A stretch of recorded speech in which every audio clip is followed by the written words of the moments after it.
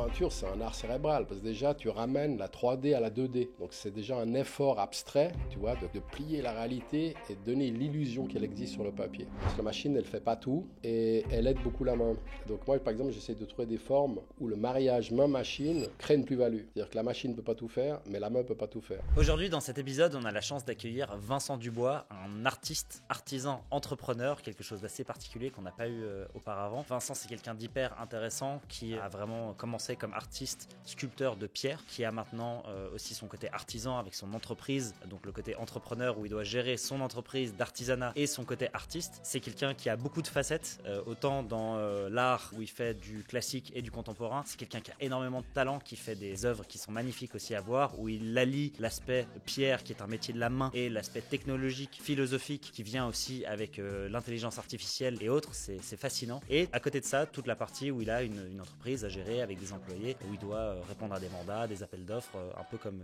les gens font dans la vie de tous les jours. Donc c'est quelqu'un de super intéressant, conversation passionnante qu'on a avec lui. Donc j'espère que vous allez l'aimer autant que nous on a aimé faire cette conversation avec lui. Bienvenue dans la salle. Vincent, bienvenue. Merci beaucoup d'être parmi nous, ça fait plaisir de t'accueillir. On se connaît un petit peu toi et moi et ça fait vraiment plaisir de t'avoir ici pour parler un petit peu de ce que tu fais. Je vais commencer par la phrase qui se trouve sur ton site internet qui est « Du savoir-faire traditionnel à la modernité, de la main aux nouvelles technologies, nous amenons la pierre vers demain ». Ce qui est hyper intéressant parce que tu essayes du coup d'allier ce côté traditionnel à la modernité. Est-ce que tu peux expliquer un petit peu ce que tu veux dire par cette phrase ? Bon, déjà, merci de m'avoir ici, c'est sympa. Par cette phrase, c'était l'idée peut-être d'éviter d'avoir un rapport nostalgique au savoir-faire, parce que le monde va vite, parce que la technologie est en train un peu de manger un peu les métiers de la main. Et il y a deux positions, soit se dire c'était mieux avant, et puis camper un peu sur ce côté-là, un peu de la force, et il y a beaucoup de gens qui le font, parce qu'il y a une sorte de frustration dans les métiers de la main, notamment dans la pierre, etc. Et bien, dans tous les métiers de la main, hein, les menuisiers aussi ils font pratiquement que poser des fenêtres, ils n'ont plus avec la mondialisation et tout, ils ont plus tellement les moyens, les moyens compétitifs de faire des fenêtres à coût européen. Donc en fait, ils les font venir et ils les posent. Donc il y a une frustration qui s'installe. Et moi, je me suis simplement dit, c'est peut-être utile de... En plus, ça m'intéresse. Mon époque m'intéresse. Parce que souvent on m'a dit, ouais, t'es pas né dans le bon siècle. Né au mauvais moment. T'aurais dû naître à l'époque de Michel-Ange, où la pierre était glorieuse, etc. Puis moi, au contraire, moi, j'ai toujours un côté investi, éthique, etc. dans l'époque, et je trouve intéressant de s'en mêler. Et j'ai en plus l'impression que cette révolution digitale, elle est en train d'amener... en fait, c'est une vraie révolution, en fait. C'est-à-dire que il n'y en a pas eu 36 000 des révolutions dans le monde, toi. Tu comptes la révolution agricole, la révolution technologique de maintenant. Enfin, il y a la révolution cognitive, je crois, agricole, et puis la révolution de la Renaissance, quoi. Et puis maintenant, peut-être celle-là, c'est un rebond de ça, mais en tout cas, elle est super violente. Et voilà, on a la chance de la vivre, quoi. Il n'y a pas... c'est une révolution, c'est tous les... 5000 ans, j'en sais rien. On est en train d'en vivre une, donc je trouve ça plutôt passionnant. Donc je sens me dire comment je peux mettre mon métier à flot avec ça, avec ces nouvelles conditions, en plus qui vont vite. En plus, c'est assez marrant parce que la pierre, c'est un matériau lent, la technologie, elle va vite, donc il y a un truc qui est presque impossible, tu vois. La technologie est très abstraite, la pierre, c'est très concret. Et puis marier tout ça, c'est un défi assez marrant qui fait que le métier étant, au lieu d'être simplement de la production de pièces, etc., où l'art, ce soit simplement aussi réaliser des pièces plus abstraites, j'arrive à rejoindre les deux en relevant le défi de marier cette abstraction avec ce pragmatisme de la matière, quoi. Et comment tu fais ça ? Tu as un exemple peut-être concret que tu peux donner sur une réalisation que tu as faite qui permet d'allier cette technologie à la pierre ? Oui, alors j'en ai plein parce que ça va des QR codes que j'ai fait. Donc par exemple, j'ai transformé les QR codes en bas-relief en pierre. Donc le QR code à la base, c'est une matrice informatique 2D derrière des ordinateurs qui se multiplient à foison, qui a été inventé par Toyota, je crois, dans les années 80, pour trier les pièces, pour éviter d'avoir écrit sur le paquet tout ce que c'est. Donc le QR code, il donne le lien tout de suite. Et puis je me suis dit, c'est marrant d'extraire ça du monde digital, puis le rendre dans la matière. Parce qu'il y a aussi ce truc où le monde digital sollicite beaucoup la vue au détriment du toucher. Moi, je suis dans un métier du toucher qui est un petit peu érodé. Donc, moi, j'appelle ça le toucher. C'est un sens un peu prolétaire, dans le sens que c'est un sens concret. Voilà, la vue, c'est un sens très abstrait, parce qu'on On voit des galaxies à des millions d'années-lumière si la lumière du soleil nous les amène. Donc je trouve assez marrant ce contre-pied-là. Et donc l'idée du QR code, par exemple, c'est extraire du monde digital ces matrices qui se multiplient et qui sont pas très belles en plus, enfin qui sont strictement fonctionnelles, et puis en faire des objets d'art. Donc les passer en relief, faire un bas-relief avec ça, ça implique déjà de faire un objet unique. Ensuite, ça met en valeur cette espèce d'esthétique fonctionnelle qu'on questionne pas beaucoup, parce que du coup ça devient assez beau, parce qu'on sait plus si c'est je sais pas, ça pourrait être un motif inca, grec ancien, ça pourrait être une carlingue d'OVNI, tu vois, donc c'est assez surprenant. Et puis du coup, bah, je fais des messages uniques, et puis l'idée aussi que ça fait des messages secrets, parce qu'en fait le QR code, si tu le peins pas, tu le vois pas, tu comprends pas, il faut une machine pour le... Voilà. Le truc intéressant aussi, c'est que le QR code, c'est vraiment une dépendance totale à la technologie, parce que le QR code, c'est un langage en fait, c'est une IA, mais en fait, le, le cerveau de Homo sapiens ne peut pas le comprendre ni l'apprendre, donc on est dépendant de la machine pour le générer et pour le lire. Donc c'est quelque chose qui va se perdre, probablement, qui va évoluer. Donc ça me permet de faire une sorte de future archéologie, ou peut-être dans 200 ans, les mecs vont trouver mes QR codes et puis ils n'auront pas les lire, et puis tu auras une sorte de Champollion de l'an 2003 qui est dans 3000 qui dira ah putain en fait il faut les peindre, tu sais, comme à l'époque où De Vinci on a tourné devant le miroir pour comprendre qu'il écrivait de droite à gauche, de gauche à droite parce qu'il était gaucher. Du coup ça fait des pièces un peu marrantes comme ça. À quel moment tu as vu ou tu as compris que ton métier il allait évoluer? Est-ce que c'est au tout début de ta carrière parce qu'il y avait déjà un petit peu de technologie? Est-ce que c'est quand il y a vraiment une nouvelle technologie, un nouveau type de technologie qui est apparu? Tu parles souvent de le nouvel âge de pierre. À quel moment tu as réalisé que tu étais dans le nouvel âge de pierre? Au début, plutôt récemment? Ah, je pense que ça c'est un peu construit un peu comme un puzzle, mais étonnamment j'ai des souvenirs assez gamins parce que moi je viens d'une famille du côté de ma mère, des Italiens qui taillent la pierre depuis plusieurs générations, puis moi j'allais peindre les brouettes gamin quand j'étais là-bas pour gagner un peu de fric, et puis j'ai j'ai terminé ma matu, je suis allé aux Beaux-Arts, je me suis un peu ennuyé, puis j'ai décidé de signer un apprentissage de sculpteur sur pierre pour vraiment apprendre, parce que moi je pensais pas du tout être artisan, je suis devenu artisan entrepreneur par accident, quoi. Donc je voulais vraiment, moi je me voyais Michel-Ange, quoi, rien d'autre.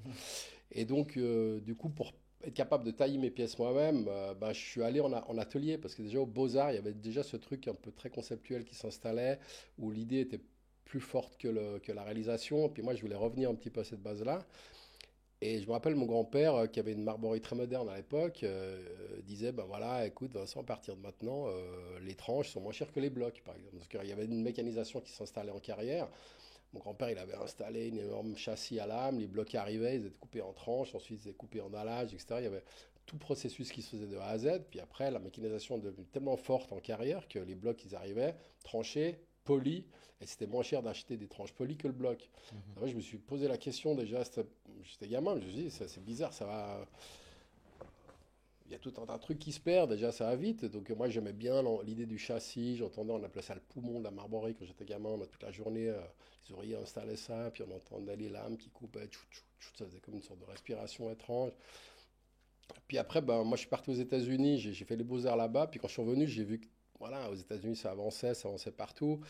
Et puis il y a eu un cap tout à coup au début des années 2000 où la robotique s'est installée pour la réalisation d'objets finis, parce que la mécanisation, elle a d'abord aidé le gros œuvre, elle a aidé le levage en carrière, les mecs ils s'accrochaient aux falaises pour décrocher les blocs depuis les Romains, c'était vraiment des métiers difficiles, mais la mécanisation, elle a aidé d'abord ça, le transport, la découpe en carrière, tout l'aspect très massif. Puis après, ça a commencé à couper plus fin, mais des carrés, ça a commencé à polir des surfaces toutes seules, etc. Puis tout coup, avec la robotique et l'avènement un peu de monde digital, des scanners 3D, etc., on est arrivé dans un moment où tout à coup, ben, les pièces, on les scannait, et puis il y avait des robots qui arrivaient à dégrossir déjà des formes 3D.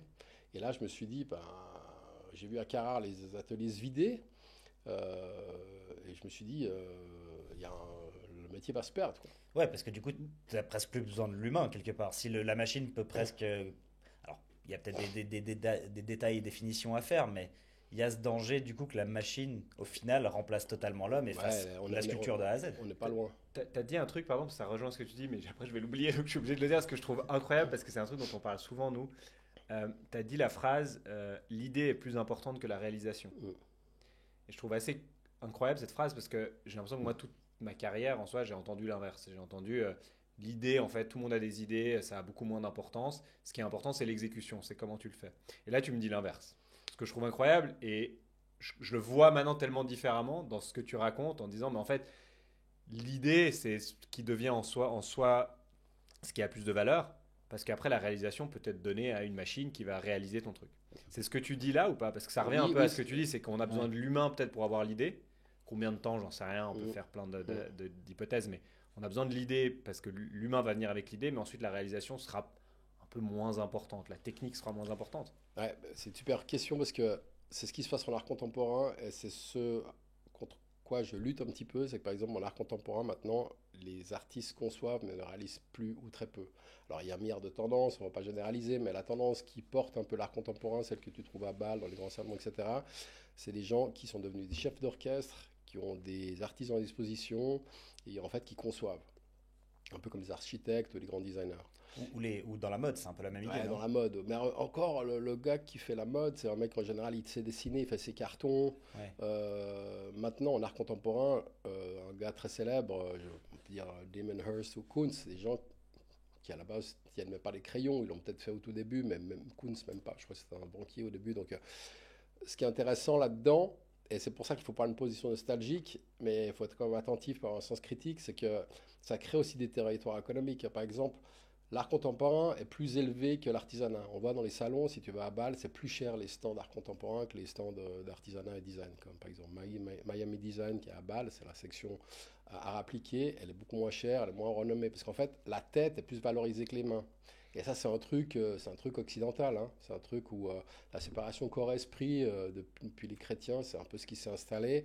Et puis d'ailleurs, l'autre jour, je me marrais, j'entendais à la radio un curé qui parlait de ça. Il disait, ben, finalement, pour le, pour le chrétien, l'âme, elle n'a qu'une vocation, c'est s'échapper vers le ciel, et puis elle veut se débarrasser du corps.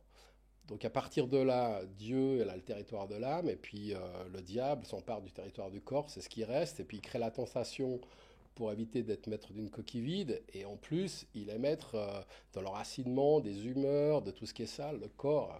Donc le corps est plus sale et moins pur que l'âme, tu vois. Et c'est marrant parce que tu as des artistes contemporains qui disent clairement, l'art naît dans la tête, sa réalisation est un sous-produit. Et c'est ce qu'on vit en art contemporain maintenant, c'est-à-dire que les gens qui pensent comme ça, ils ne s'intéressent pas vraiment à la réalisation. Ils disent, avec une posture un peu maligne, en disant moi je suis au même niveau que l'artisan, parce que finalement je suis proche de ce qu'il fait. La vérité, c'est qu'en fait, ils s'en fichent un petit peu, parce que n'importe quel artisan peut réaliser son idée. Il va pas trop. Alors, il peut pinailler un peu sur les détails, etc., mais c'est pas la partie qui l'intéresse. Et d'ailleurs, l'art contemporain s'est un peu débarrassé de la question du chef-d'œuvre, parce que quand tu fais plus les trucs toi-même, elles sont plus exceptionnelles.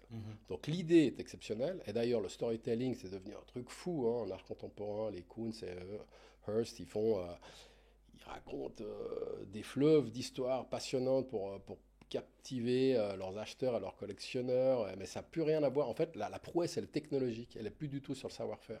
Ça devient une marque aussi en Ça soi. devient une marque. C'est une brand en Ouais. soi qui se vend telle quelle. Mais est-ce qu'il n'y a pas le côté, parce qu'on voit souvent aussi dans l'art contemporain, peut-être plus la peinture, etc., où, en tout cas moi j'ai été dans des expos, où l'idée est super importante, la réalisation aussi, mais pas le résultat final.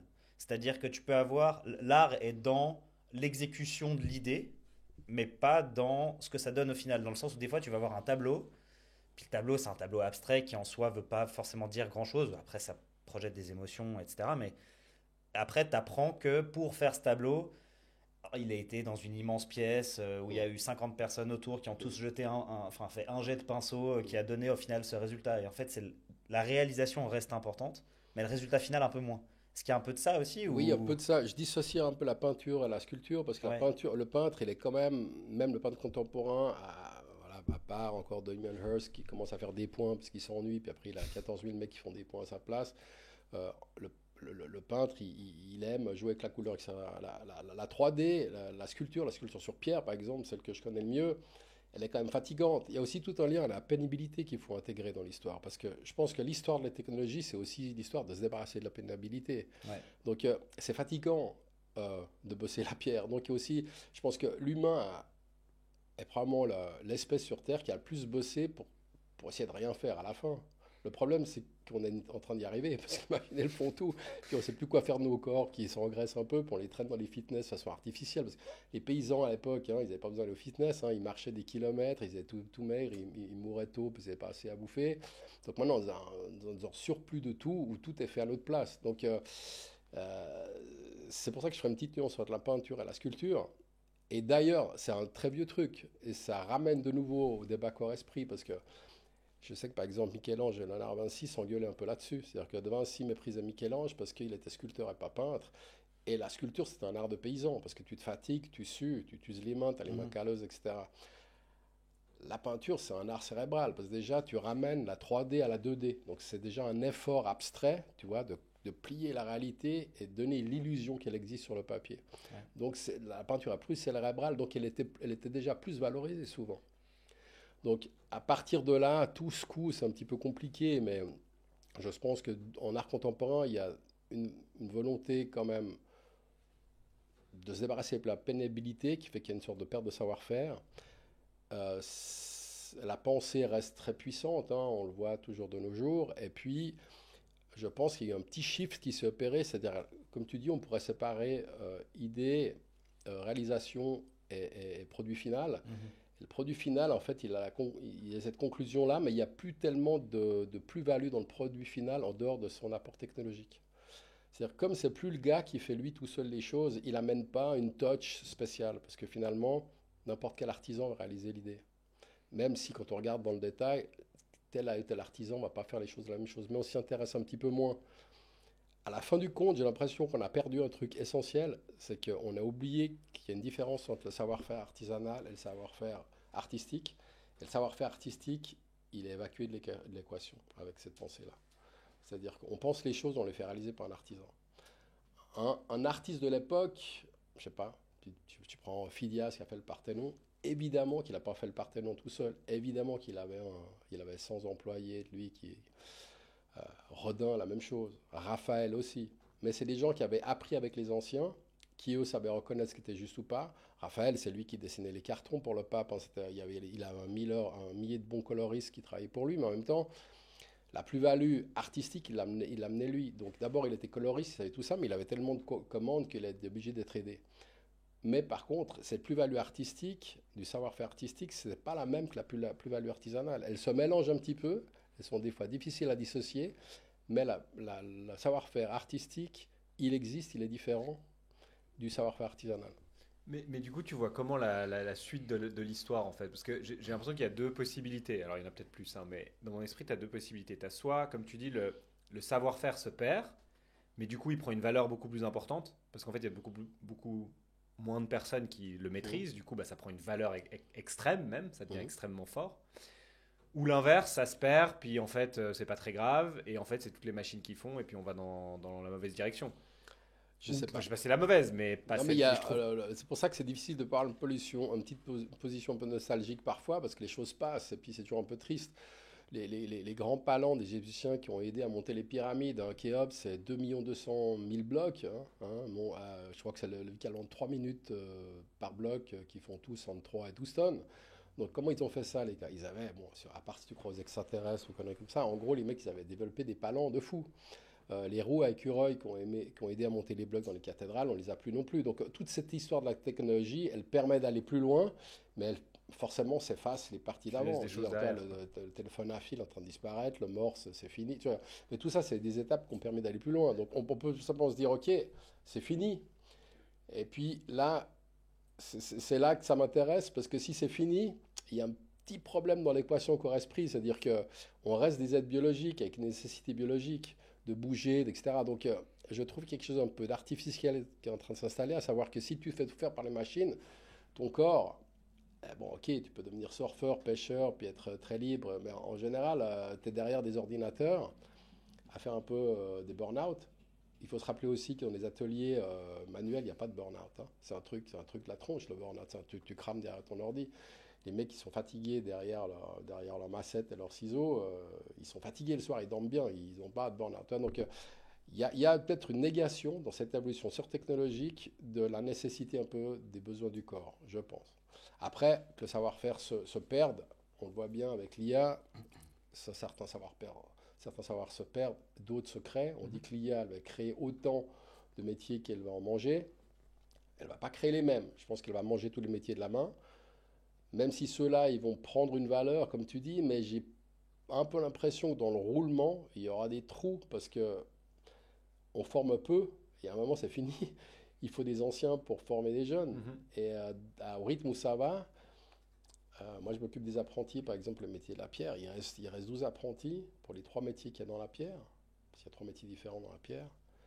Quand tu dis il reste 12, c'est-à-dire 12 apprentis. Les 6 cantons ici, romans. Ah, ok, les 6 c'est ça, cantons c'est ça que je romans, voulais savoir. C'est dans les tout- 6 cantons romans, les 3 métiers de la pierre, les Il y a 4 12 années, il y a 12 personnes. 4 années d'apprentissage. Il y en a 12. Il y a 12.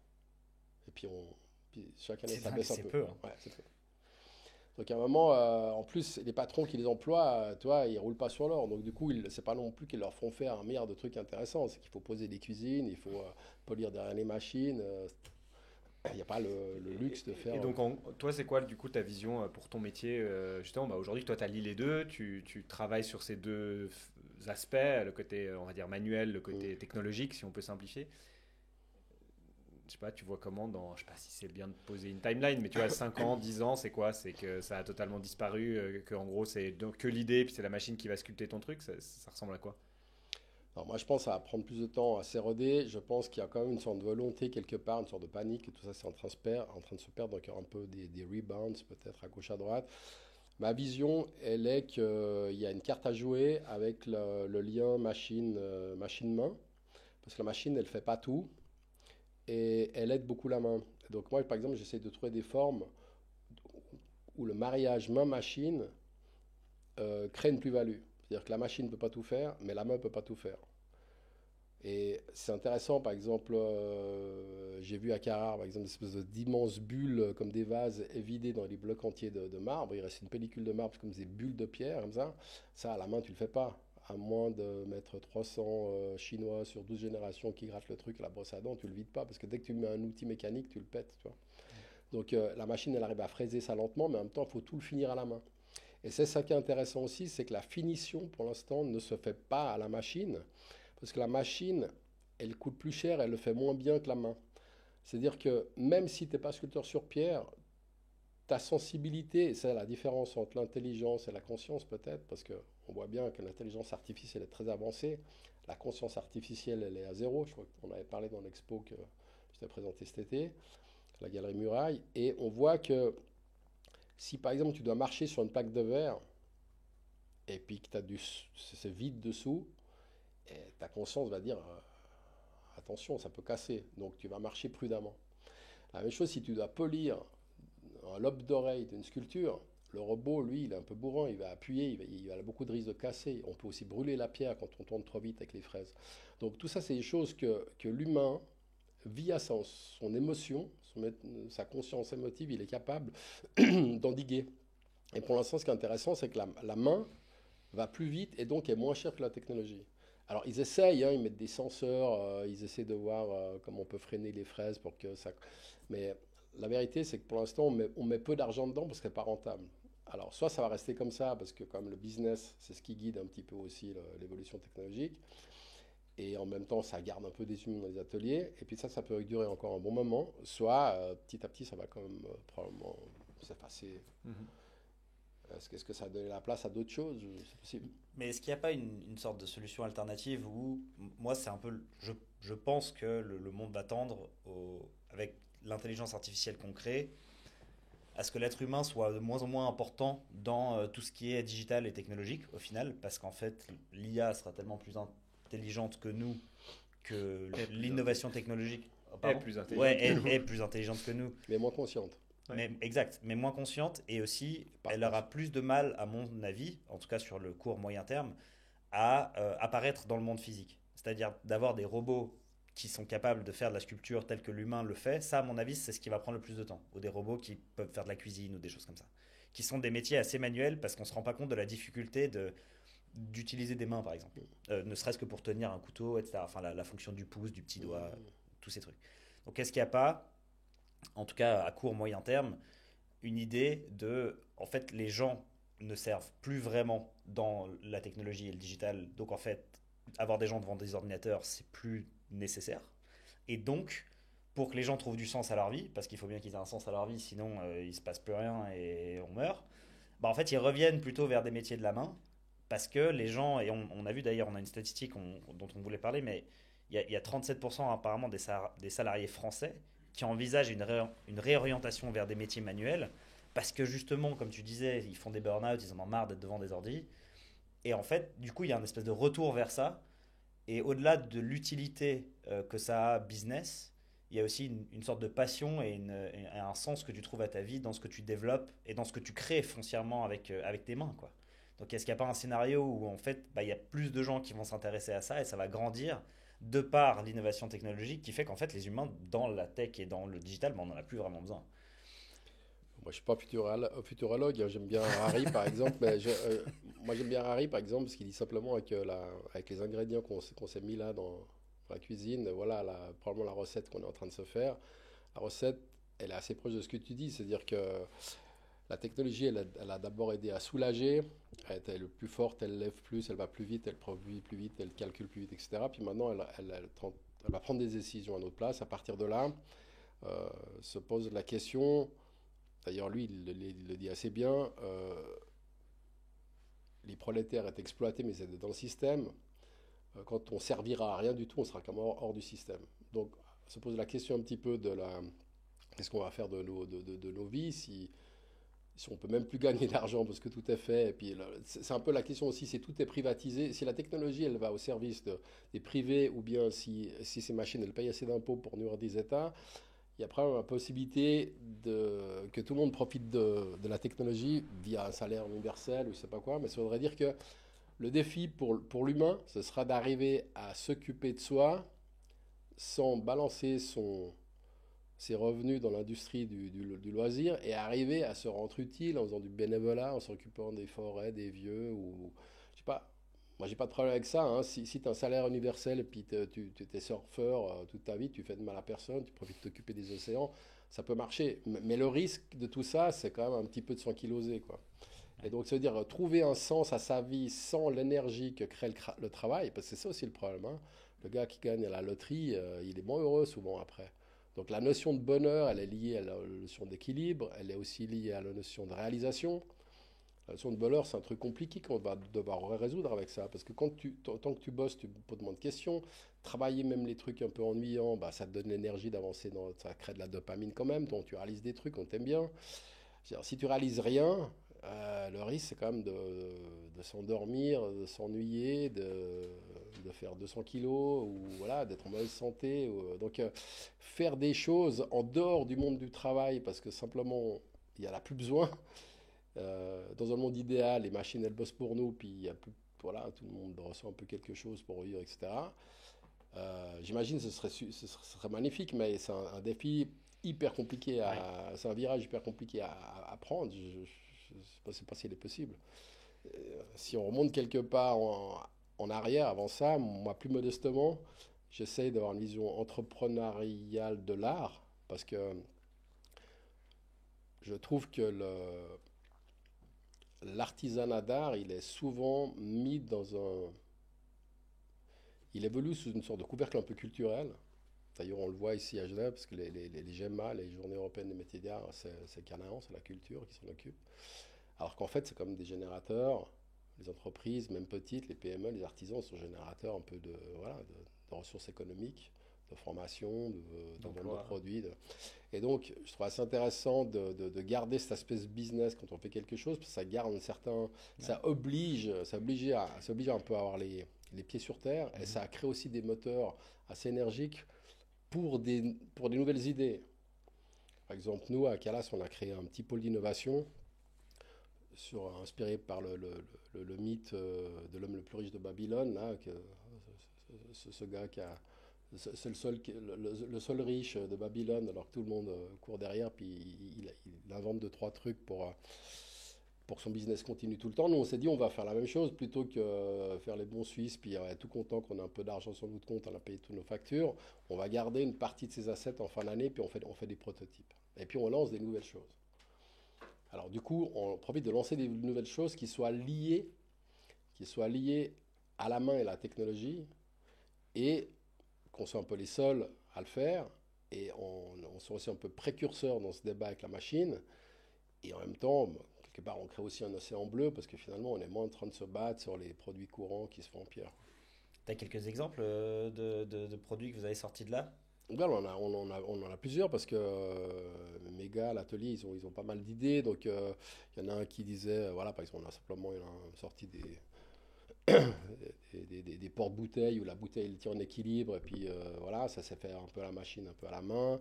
On a une nouvelle machine qui est 5 axes qui coupe pas mal de trucs, donc on s'est rendu compte que, le, que Genève était sur le parcours de Saint-Jacques-de-Compostelle, donc du coup on crée des séries de coquilles.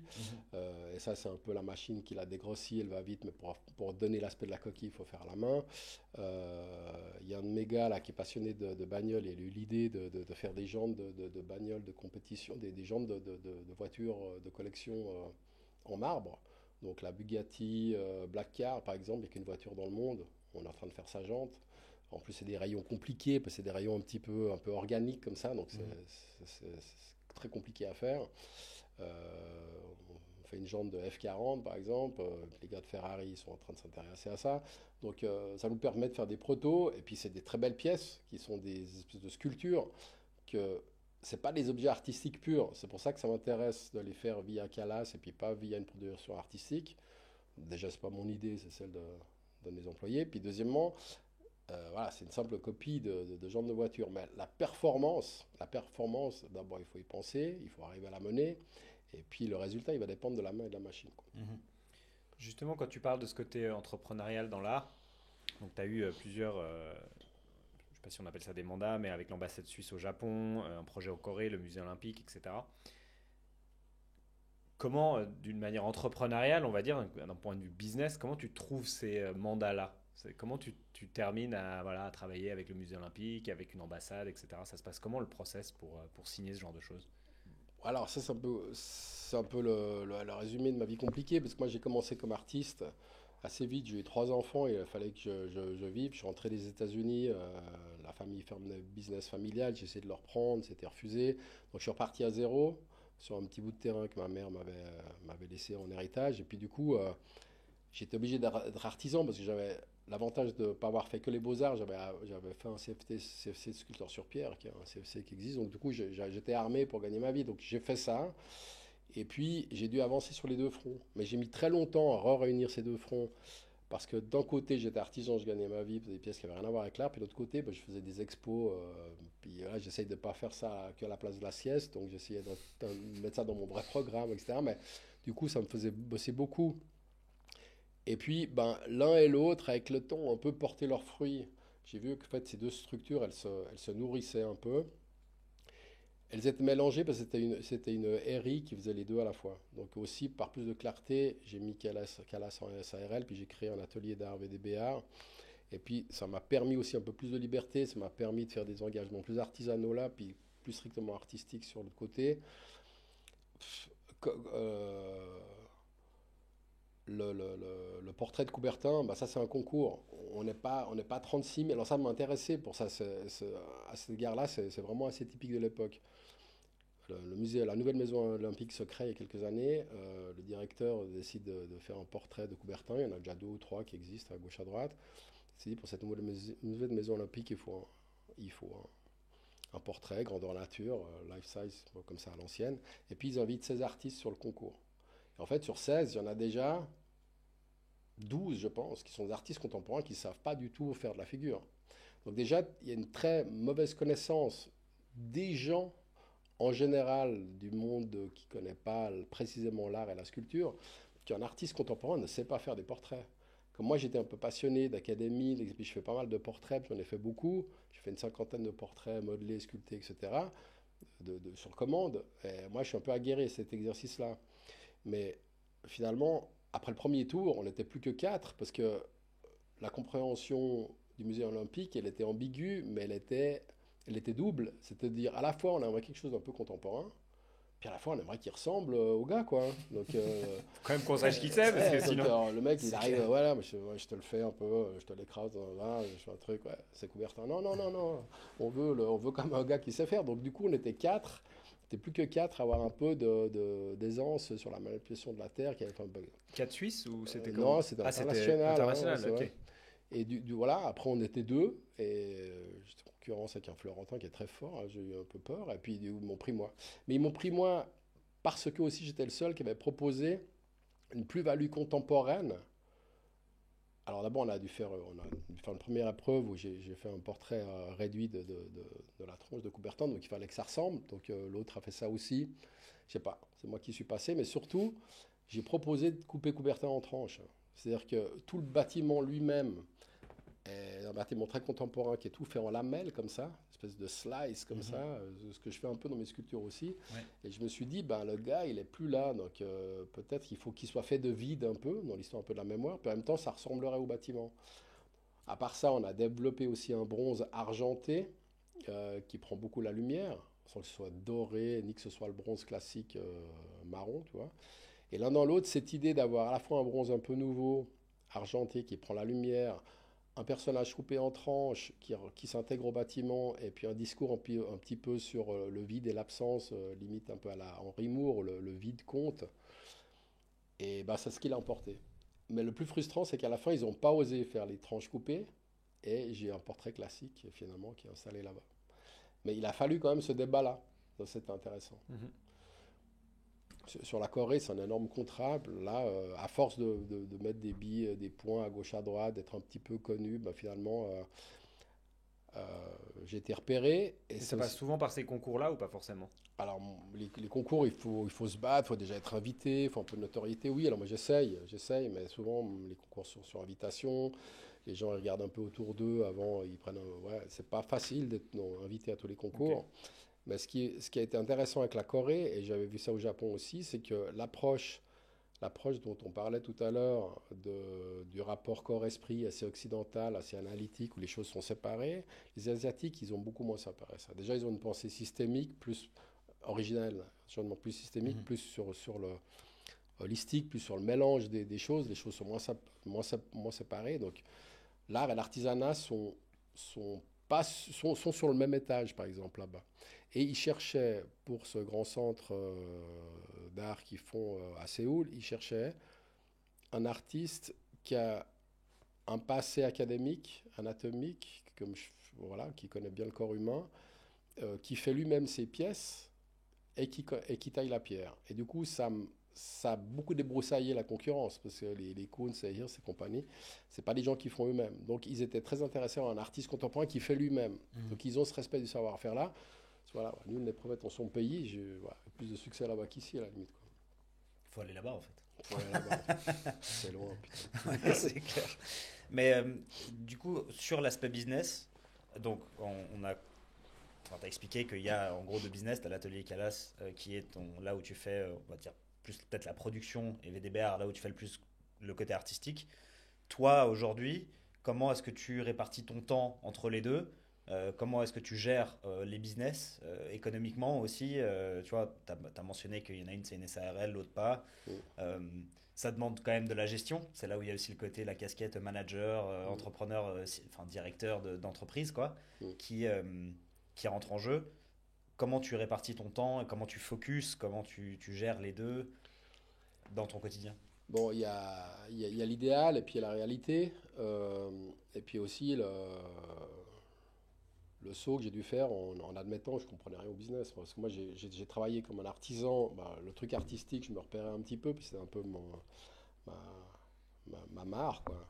Euh, les artisans, ils ont un rapport au business qui est très très pragmatique. Ils le font bien, mais ils n'ont pas du tout intégré tous les nouveaux systèmes de gestion administrative, etc., le lien au réseau, etc. Donc, c'est comme ça qu'on s'est rencontrés. On peut faire une petite allusion à IO, Entrepreneur Organization, qui est ce groupe d'entrepreneurs qui se donne un peu des tuyaux pour résoudre un peu les problèmes pratiques de l'entrepreneuriat. Et effectivement, plutôt que réinventer la roue tout seul dans mon atelier, et puis procrastiner, et puis perdre du temps à faire des choses que je ne sais pas, bah, par exemple, IO, moi, ça m'a ouvert l'esprit à faire les choses autrement, à grandir un petit peu, et puis à déléguer mieux. Donc, plus ou moins ce que j'arrive à faire maintenant, nous, on a 3 secteurs à peu près chez Calas. Moi, je m'occupe vraiment du secteur sculpture, qui est plutôt Quand on dit sculpture, on parle plutôt en artisanat, on parle de sculpture de restauration. Donc je m'occupe beaucoup de ces chantiers-là, la restauration de façade, ce qu'on fait pour les musées, etc. Et puis tout ce qui est bâtiment et autre chose, et même funéraire, c'est deux autres secteurs. On essaie de se battre aussi là-dessus, parce que par exemple, l'art funéraire, moi je n'ai jamais été proche de ça, mais c'est un métier où le savoir-faire est en train de disparaître complètement. Donc nous, on a valorisé la calligraphie, la gravure à la main, par exemple, ce qui nous ramène, ce qui nous permet d'avoir une identité un peu différente sur l'idée de la differentiating activity, par exemple. Euh, et donc, moi, j'essaie de déléguer les autres secteurs qui ne sont pas les miens. Récemment, j'ai vraiment réussi à déléguer l'admin, par exemple, le payroll et tous ces trucs-là. Donc, j'arrive plus ou moins maintenant là où je veux être, à savoir faire un 50% VDBR, un 50% CALAS, avec une position de plus en plus eagle eye, c'est-à-dire une position où j'essaie de me sortir un peu de l'opérationnel. Alors j'aime bien produire, hein, mais j'ai un peu mes aires de spécialité que mes gars font pas, donc j'aime être un patron, un entrepreneur, un artisan qui produit, comme je reste un artiste qui produit. Mais j'essaie de plus du tout faire pour les trucs pour lesquels je suis moins bon, les trucs pour lesquels j'aime plus, ou j'aime pas, ou j'ai jamais aimé. Et ça me force à avoir un petit peu plus d'employés que je pensais au début. Et pour pas que les employés soient non plus débordés comme moi je l'ai été, ben, il en faut peut-être un petit peu plus pour que, voilà, que la qualité puis, de vie au sein de l'entreprise, puis l'énergie continue à être générée via quelque chose d'un peu confortable. Mhm. Et d'ailleurs, c'est intéressant, t'as combien d'employés maintenant? 5. Tu les trouves où? Parce que s'il y a 12 C'est la personnes 12, c'est tous, ils vont tous sur chez les 6 toi. cantons, si t'as intérêt à choper un des 12 au minimum, quoi. Parce que Ouais, sinon, je les chope un peu là. Ouais. t'as pas trop le choix au Non, mais final. par exemple, moi, Olivier, mon chef d'atelier, il est français, donc il était formé en France. Ok. Ça fait plus de 15 ans qu'il est avec moi. Puis voilà, il est très fort. Il a appris avec un autre circuit, qui est le circuit français, qui est valable aussi, qui est un circuit beaucoup plus court d'apprentissage, puisque c'est ce côté un peu en France, on fait un bac en 2 ans, ces trucs-là. Donc ici, c'est 4. Mais voilà, il a de l'or dans les mains, il a beaucoup appris aussi à la façon suisse de faire. Et puis voilà. Après, j'ai un autre, par exemple, il sort des beaux-arts, mais il a toujours travaillé sur les chantiers, donc il a une plus-value artistique, mais il s'est installé avec le temps, il a un peu réussi à avoir les deux casquettes, un peu de sensibilité artistique, et pour la restauration, il m'aide pas mal, et puis en même temps, il s'occupe un peu des chantiers. Et puis un autre, par exemple, ben voilà, il était ancien apprenti, je l'ai eu sous ma coupe quand je l'ai vu passer à l'école, j'ai vu qu'il était dynamique et tout. Un coup, on s'est rencontrés, il est venu chez moi. Il y en a un autre que j'ai interviewé la semaine passée, qui s'occupait du bâtiment, par exemple. Oui, c'est un petit peu ce, en étant prof dans le canton de Vaud, finalement, puis tous les cantons romans sont réunis là, ça me donne une meilleure visibilité sur qui fait quoi, qui est bon, À dénicher les talents, quoi. dénicher un peu les talents. Ouais, intéressant. On parle souvent enfin, surtout ces dernières années, j'ai l'impression, mais j'ai l'impression que c'était toujours le cas.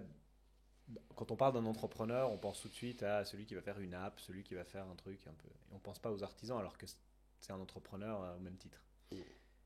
Est-ce que tu vois que c'est en train de changer? Est-ce que, entre guillemets, tu es le seul qui est à cette réflexion-là? Tu vois aussi autour de toi les gens qui essaient justement d'améliorer le côté business pour améliorer la société, pour améliorer le côté artisan, etc.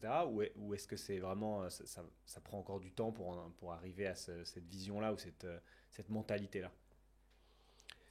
J'ai l'impression qu'il y a déjà deux échelles d'entrepreneuriat, en tout cas dans la pierre. Il y a des grosses boîtes qui ont 20-30 bonhommes, hein, qui font beaucoup de salles de bain, qui font beaucoup de cuisine, qui font des kilomètres carrés de dallage. Et eux, ils ont un peu divisé leur entreprise avec une tête admin pensante, où ils s'occupent un peu des réseaux, ils ont cet aspect entrepreneurial. Ils ont des gens qui connaissent pas du tout le métier, qui sont dans les bureaux.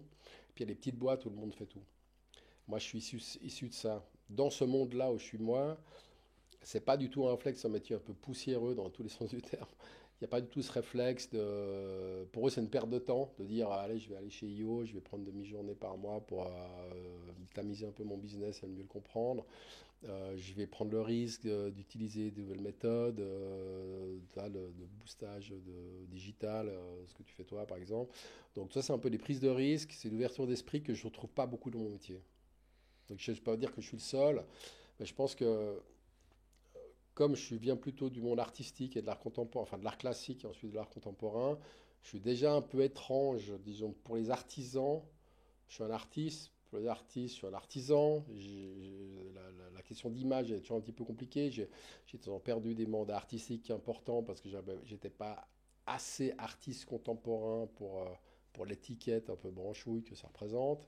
Et puis la même chose, il y a des mandats assez simples de bâtiments qu'on me file pas, parce qu'on se dit ah non, car là, ils sont quand même trop artistes.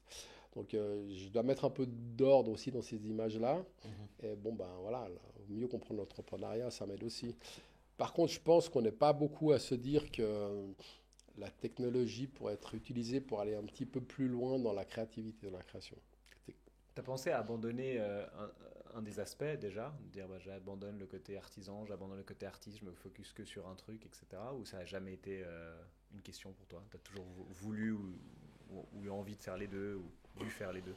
Ah non, moi c'était une question dès le début. Je me suis dit, moi je vais être artiste, donc pour l'instant je suis artisan parce qu'il faut que je nourrisse ma famille nombreuse, mais je m'étais dit, ça m'ennuie un peu. Déjà, moi j'ai un mauvais rapport à la vente, donc les gens qui arrivent, que ci ou ça, je me sens pas du tout vendeur. L'artisanat, si je faisais que ça, je m'ennuierais complètement sur les chantiers, sur les échafaudages, c'est aussi assez pénible, hein, par la pénibilité, ça l'est. J'ai pris goût à l'artisanat parce que j'ai réussi à implémenter toute cette vision artistique dedans. J'ai réussi à faire une entreprise qui est un peu différente, qui continue à faire via l'artisanat des choses qui m'intéressent. Sinon, j'aurais pas tenu le coup.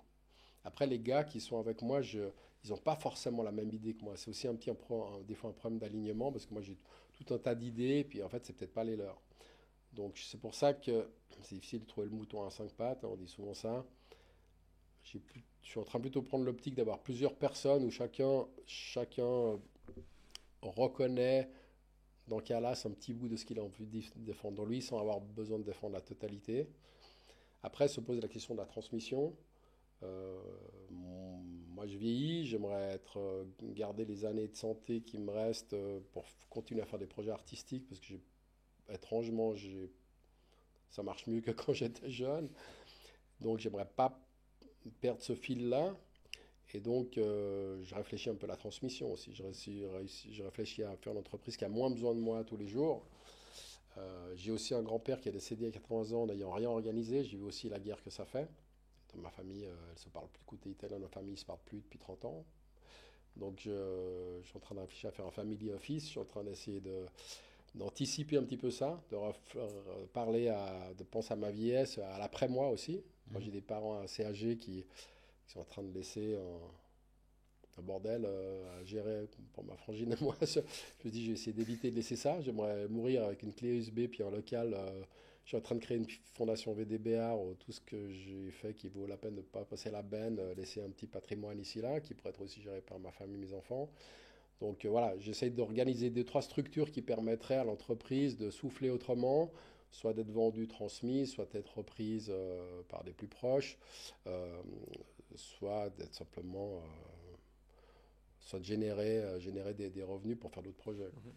Ok, intéressant. C'est intéressant parce qu'on a toujours un peu, encore une fois, pour rester sur cette distinction entre l'artisan et l'entrepreneur, qui n'est pas une réelle distinction, mais qui est, disons que les entrepreneurs, les gens qui sont peut-être dans la tech, etc., vont peut-être moins considérer les artisans comme des entrepreneurs, et peut-être les artisans vont se dire, bah, en fait, ces gens-là, ils ne s'identifient pas à l'entrepreneuriat.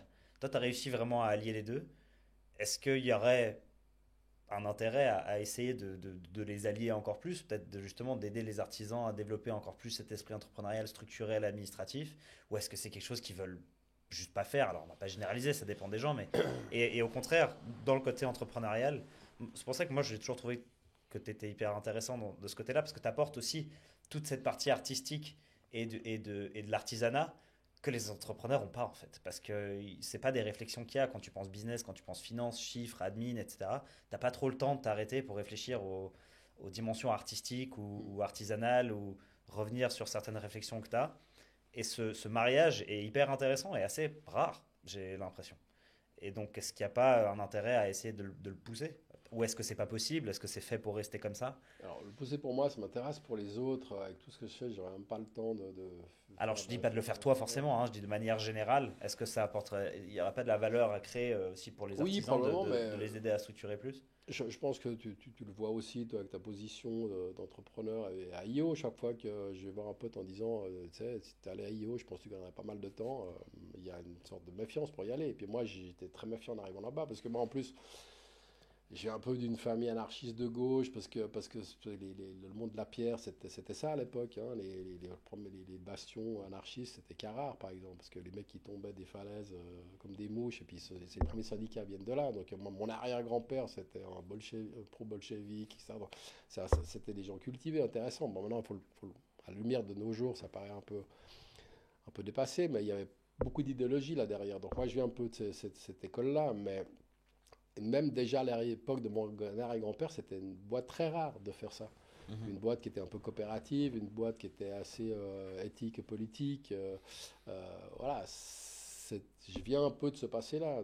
Du côté de ma famille italienne, c'était des artistes. Du côté, puis d'ailleurs, ils ont épousé les Hénards. Les Hénards, je ne sais pas si vous connaissez Robert Hénard, mais c'était un artiste animalier assez connu. Donc il y a une sorte de contenu artistique comme ça dont j'ai un peu hérité. Bon, je ne crois pas à l'hérédité artistique, mais en tout cas à l'héritage en tout cas. Donc j'étais sensible à ça. Du côté de mon père, c'est la famille Anker, donc moi, j'ai grandi au milieu des tableaux. Donc tu sais, j'avais déjà un petit peu ça en moi. Puis j'ai drainé ça un peu plus loin dans le monde un peu entrepreneurial. Mais je vois que je passe un peu pour un ovni quand même. Ouais. Mais je sais pas, j'ai toujours été comme ça. Moi, quand je suis parti aux États-Unis, c'était pour les mêmes raisons. Bon, d'abord, avant de partir, après ma mature, je suis parti en Italie, par exemple.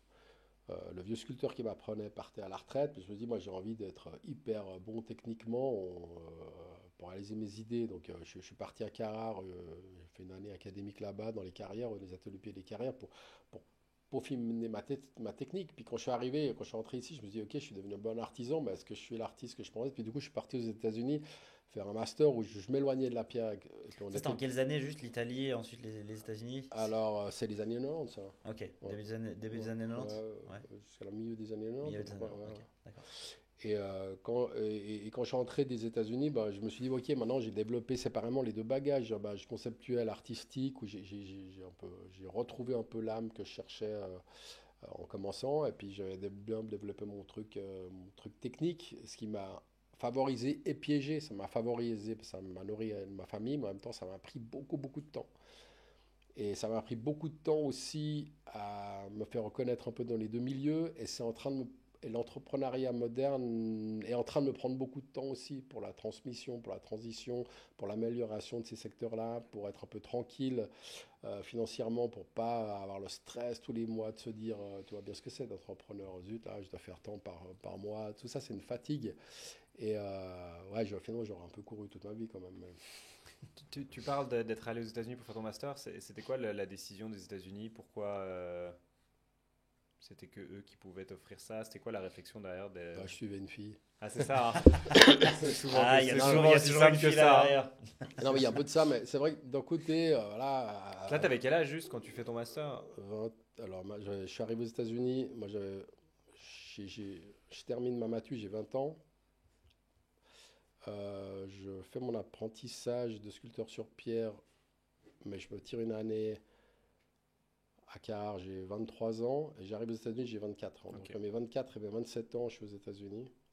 Et pourquoi les États-Unis? Bon, un peu envie d'aventure quand même. Ok. Effectivement, il y avait une fille en ligne de mire, c'est toujours marrant. Mais aussi, je m'étais rendu compte que, un, j'avais besoin de sortir ma zone de confort. Deux, pas mal d'artistes qui m'intéressaient étaient passés par les États-Unis. Parce que les États-Unis, je ne suis pas du tout proche de cette pensée libertarienne voilà, dont on souffre maintenant avec possible terrible retour de Trump. Mais il faut admettre que là-bas, il y a peu d'idées préconçues. Je veux dire, moi, j'étais ringard en Suisse parce que je faisais de la pierre, je faisais de la figure, je faisais du portrait. Même si je m'intéressais à l'art contemporain, j'étais pas regardé du tout. J'arrivais aux États-Unis et je cache presque mon dossier classique et eux, ils ont vu ça d'un œil super positif. Ils vont dire, bah, tu sais faire ça, c'est incroyable. Et en fait, ils ont ce rapport plus simple, moins intello, moins branchouille, vrillé qu'on a ici. Et ce regard un peu plus enfantin, comme ça, moi, m'a beaucoup aidé. Parce qu'il y a une sorte de liberté que j'ai pas trouvée ici. Donc, moi, j'ai pu très vite parler à mes profs pendant le master. En plus, le master, c'était un programme compliqué. On était très peu à être admis là-dedans. Hein. Il y avait 100 concurrents pour une place. C'était où? C'était à Chicago. Chicago. Après, j'ai fait un petit passage à New York aussi. J'ai profité d'être là-bas. Mais déjà, cette dichotomie, je l'avais. Je disais, ben, d'un côté, je suis classique et d'un côté, je suis contemporain. Maintenant, on peut dire d'un côté, je suis artisan, d'un côté, je suis artiste. Mais même dans mon travail artistique, il y avait déjà une division qui était compliquée à gérer pour moi parce que j'étais à la fois, j'avais appris l'anatomie, je suis passionné de figures, de corps et de visage, je fais beaucoup ça. Puis en même temps, bah, je fais des trucs contemporains et c'était difficile le lien. Et les profs me disaient là-bas, bah, peut-être il ne faut pas les marier, il faut les pousser séparément. C'est un peu ce que j'ai fait, mais des débats comme ça, je ne pouvais pas les avoir ici. Ok. Je suis arrivé avec mon dossier. Et les mecs, ils ne le regardaient même pas, genre, t'es pas né dans mon siècle. Il y a une sorte de branchitude très très désagréable qui m'a toujours un peu peiné, qui m'a toujours un peu blessé, J'ai jamais été invité dans les salons de l'art contemporain à cause de ce côté. J'ai toujours été un peu en marge. Je fais mon parcours. T'as ceux qui ont l'autoroute. C'est toujours le cas aujourd'hui? Ouais, Ouais. c'est toujours un peu le D'une cas. certaine manière. Je dois me construire mes événements pour être tranquille quand je crée Open End, qui est le cycle d'exposition plein air d'art contemporain dans le cimetière des Rois. Là, on est en train de mettre en place lentement la 3e édition. Ben, je fais un truc sur mesure parce que ça m'intéresse. Je crée un concept, un univers, un environnement. J'invite les artistes. Je me sens pas tellement curateur ni concepteur d'exposition, mais je me sens assez concepteur de projet. Et je suis beaucoup plus libre quand je fais ça. Mais j'ai une galerie qui me représente quand même. J'ai réussi à avoir le minimum vital du monde de l'artiste qui doit vivre un peu de ça. Mais j'ai jamais eu vraiment, on m'a jamais fait des ponts d'or à cause de ça. Alors qu'aux États-Unis, finalement, c'était beaucoup plus facile pour moi. Ok. J'avais même un avantage sur les autres parce que je savais faire ça et eux, c'était très très couru. Ils ont une sorte de fascination pour l'Europe et le savoir-faire parce que finalement, eux, ils n'ont pas tellement de passé, ils n'ont pas tellement de bâtiments historiques. Donc pour moi, là-bas, ce qui était un désavantage ici, c'est un avantage là-bas. Et quand on y pense, c'était fou. Ici, je devais cacher que je savais faire des trucs classiques de mes mains parce que ça me désavantageait quand je présentais des dossiers dans les galeries. Jusqu'à qu'un galeriste assez renommé décédé, à qui je dois un peu, qui s'appelle Kara Maunas, il avait repéré mes pièces contemporaines et vient visiter l'atelier, puis il voit des portraits, des trucs classiques, des corps, ça me dit, qui c'est qui fait ça? Je dis, bah, c'est moi. Il me dit, mais t'es fou, pourquoi tu le caches? Je dis, bah, chaque fois que je prends une baffe, chaque fois que je le montre. Il me dit, bon voilà, c'était le début des sites internet, début des années 2000, 2005. Il me dit, bah non, il faut l'expliquer. Donc il m'a fait un site internet où il y avait déjà, il a convoqué un critique d'art qui avait écrit un papier en disant, bah voilà, Vincent, il a cette spécificité qui s'y fait ces deux trucs-là. Voilà. Et ça m'a un petit peu décomplexé en me disant finalement pourquoi je suis en train de trotter sur une jambe, cacher l'autre pour être accepté dans le monde contemporain. À partir de là, j'ai arrêté de faire du cirque pour moi. J'ai jamais été le profil trop caniche de salon parce que le monde de l'art contemporain c'est un monde de courtisans, c'est un monde assez pénible parce que comme les gens savent peu faire, en fait ils défendent surtout leur réseau.